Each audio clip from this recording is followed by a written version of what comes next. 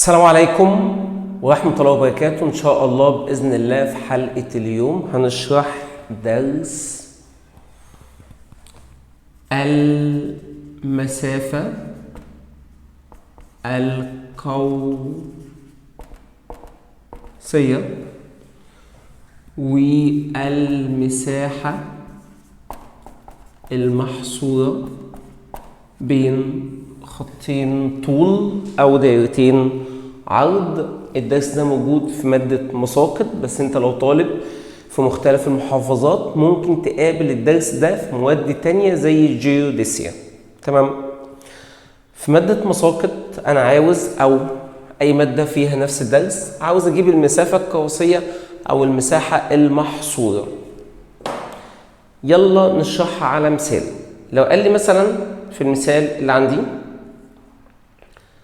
لو قال أنا عاوز أو احسب المسافة القوسية، والمسافة القوسية هي طول القوس بين خطين الطول كانوا 30 شرق و70 غرب على دائرة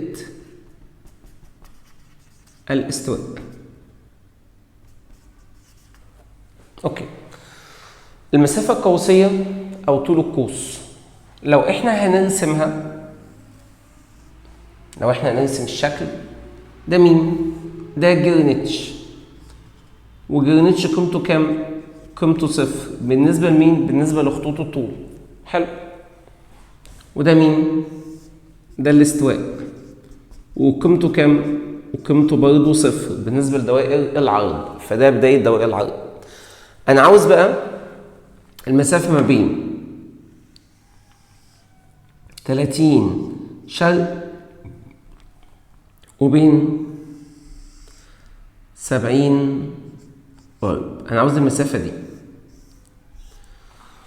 أنا عاوز ده، وسميتها مسافة قوسية لأن من الطبيعي أنا شغال على مساحة كبيرة، فتجسيم الأرض وانبعاج الأرض هيبان، فطبيعي المسافة مستحيل تبقى بشكل مستقيم فهتتقوس. تاني، هنا مقياس رسم صغير جدا. يعني ايه مقياس رسم صغير؟ يعني انت بعيد شايف مساحة كبيرة، والأرض كل ما انت بتبعد وتشوف مساحة كبيرة التقوس بيبان، لأن أنا وانت عارفين إن الأرض مجسمة، فيها تقوس، فيها انبعاج.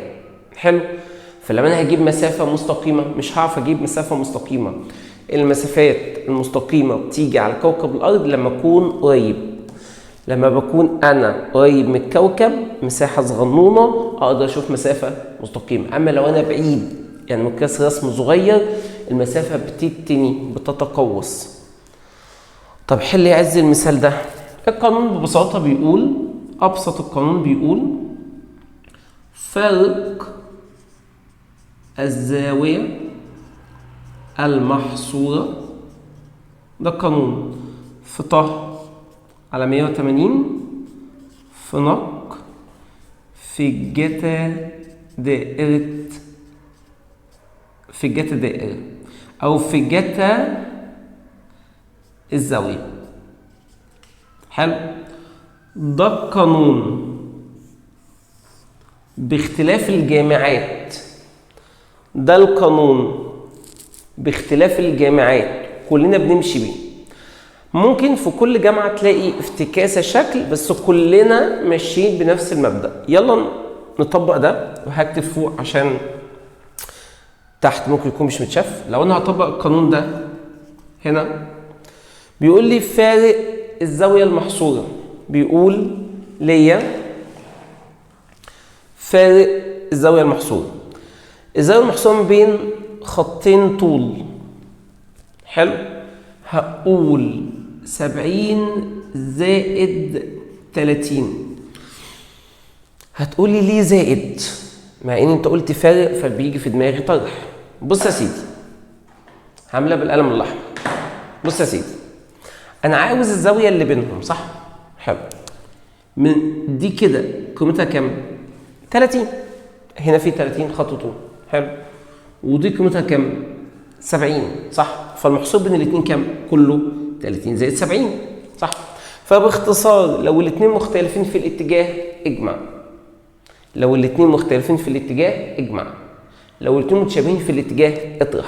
يعني لو الاثنين شرق اطرح، الاثنين غرب اطرح. ده في ط على 180 في نق.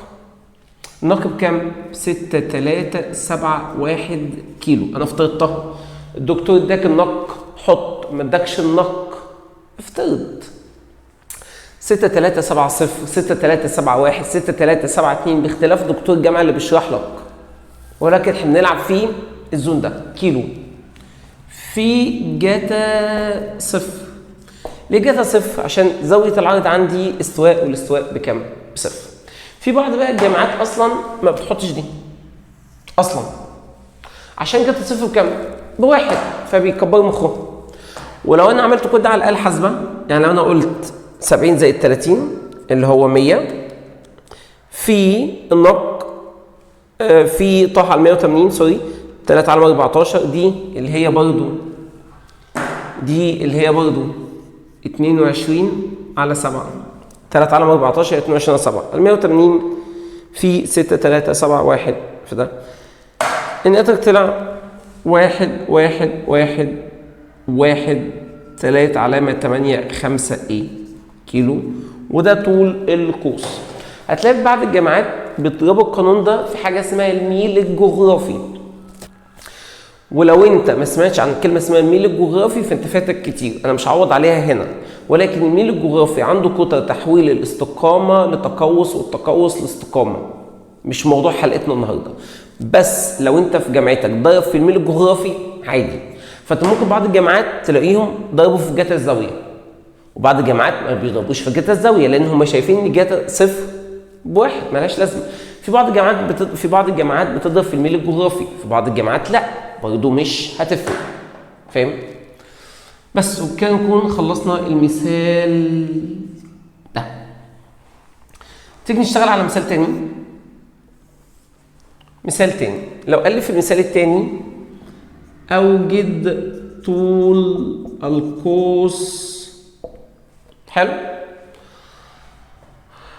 بين خطي طول 30 شرق و120 شرق بين او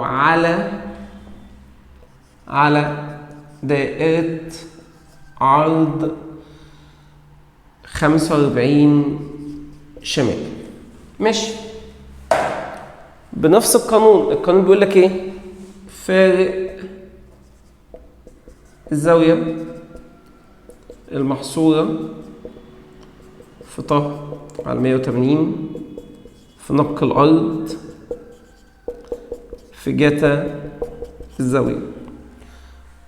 عوض عادي. فارق ده هنقول 120 ناقص 30.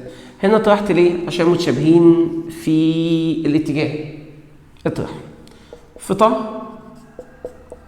على 180 في نق 6371 عشان ما قاليش قيمه في افترضتها، وطبعا نق الارض بالكيلو في جتا 45. هنا اضطريت اضرب في جتا الزاويه عشان في زاويه، اما هنا اضطريت اضرب في جتا الزاويه اللي هو صفر بواحد، ملهاش اي حاجه في واحد بواحد، اي حاجه بواحد بنفس القيمه سوري. فهنا ما كانش جتا ليها لازمه، اما هنا جتا ليها لازمه. هقول 120 ناقص 30 في 3 على 14 على 180 في 6371 في جتا 45 درجة. ده كله اداني ب 7072 علامة 8 كيلو. تيجي ناخد المثال الثالث وننهي الطول القوس وندخل على المساحة المحصورة. آخر مثال في طول القوس لو قال لي أوجد طول القوس بين دائرتي عرض 30 شمال و70 شمال على خط طول 120 شرق. ماشي. هنا اختلف في ايه؟ ان هنا كان خطين طول على دايره عرض، وهنا خطين طول على دايره عرض. هنا دايرتين عرض على خط طول تنخض ولا اي حاجه. في قانون مختلف برضو ولا اي حاجه. تيجي نرسمها. ده الكوكب بتاعنا، وده عمه الاستواء، وده عمه جرينتش. فاهمني؟ في هنا دايره عرض 30 شمال، دي دايره عرض. حلو. في هنا دايره عرض 70 سوري هي فوق برضو. في هنا 70 شمال، مفيش مشكله. يبقى 30 شمال 70 شمال على خط طول 120 شرق. ده خط طول 120 شرق. هو عايز بقى المسافه دي، وزي ما انت شايف التقوس بان. ليه التقوس بان؟ عشان انت شايف مساحه كبيره والارض 3 دي منبعجه، فطبيعي التقوس هيبان. هنستخدم نفس القانون. هنقول 70 ناقص 30 لناقص نفس الاتجاه في طه على 180 في نق الأرض في جتا صفر. وساعتها قيمة خط الطول دي ملهاش لازمة، لأن هنا بنعملها معاملة دائرة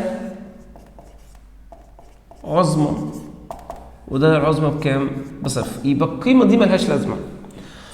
فأنت هتسألني ما هي الدائرة العظمى؟ الدائرة العظمى هي عندها قدرة على تقسيم الأرض لنصفين متساويين. حلو. أنا لو معايا كورة وعاوز أقسمها نصين متساويين، ما قداميش حل غير كده. فبالنسبة لدوائر العرض، الدائرة الواحدة العظمى هي الاستواء. ما هي دائرة عظمى؟ خط عنده قدرة تقسيم الكوكب لنصين متساويين. خط عنده قدرة على تقسيم الكوكب لنصين متساويين. كعرض مفيش حل غير في النص، الاستواء. يبقى مفيش دايرة عظمى في دوائر العرض غير الاستواء. مع خطوط الطول، كل خطوط الطول دوائر عظمى. مش فاهم؟ دي لو كرة وعملت كده قسمتها نصين، عملت كده قسمتها نصين، عملت كده قسمتها نصين. فاهم وجهة نظري؟ بمعنى تاني، انا لو هرسمها لك وده مثلا الكوكب بتاعنا، عشان اقسمه نصين ما قدامنيش غير الاستواء كدوائر عرض. اما كخطوط طول كده اقسمها نصين، كده اقسمها نصين، كده اقسمها نصين. فكل خطين طول متقابلين بيمثل دائرة عظمى. يبقى تاني، ما هي الدائرة العظمى؟ خط عنده قدرة تقسيم الكوكب لنصين متساويين.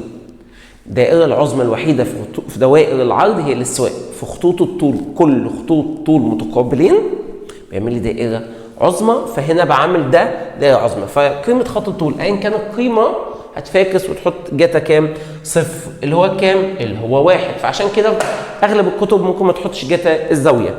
فهنقول 70 ناقص 30 في 3 على 14 على 180 في 6371 في جاتا ده. هنقول 70 ناقص 30 في 3 على 14 على 180 في ناقص 6371 في جاتا صفر. ده اداني 4 علامة 5 كيلومتر. وبكده أخي الفاضل تكون خدت كل الأمثلة اللي ممكن تقابلك في طول القوس أو المسافة القوسية. حلو. وباختلاف الجامعات اللي بتشوفني، يعني باختلاف الجامعة اللي انت بتشوفني فيها، إلا إن القوانين دي ثابتة. فاهم؟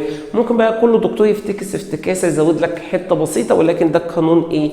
الثابت. ضرب في ميل جغرافي عادي، هي قيمة ثابتة مش هتفرق معاك في أي حاجة. ما ضربش في ميل جغرافي ولا فرق. ضرب في جهة الزاوية أو لا، أنت كده فهمت. حلو. ندخل على المساحة المحصورة. همسح السبورة. لو دخلنا على المساحة المحصورة،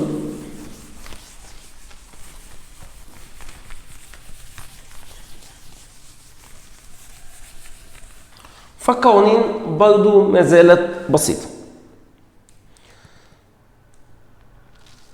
لو قال لي أوجد المساحة المحصورة بين دائرتي عرض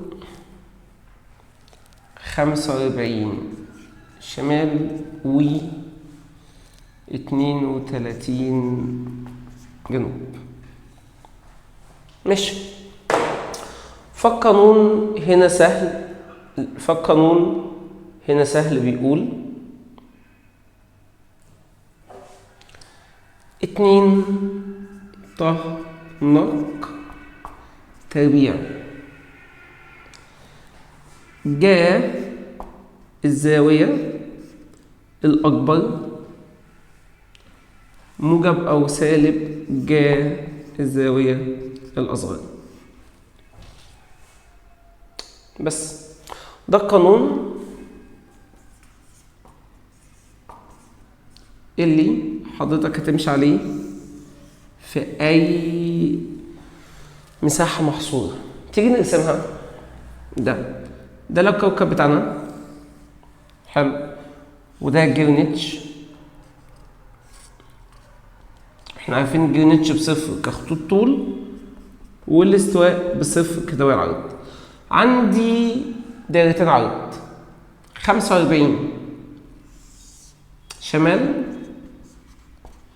وعندي 32 جنوب. يبقى هو عاوز المساحة دي.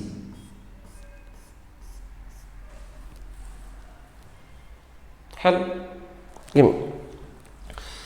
لو احنا هنعوض هنا هنقول بكل بساطة خالص 2 نق 6 3 7 1 ايه تربيع. حلو. في جا الأولى اللي هي الكبيرة اللي هي 45 زائد جا الصغنونة اللي هي 32. حلو.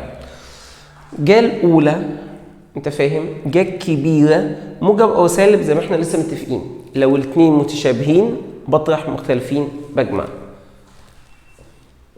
فأنا أقول هنا 2 في 3 على 14 في 6 3 7 1 تربيع، عشان دي مساحة، في جا تربيع في جا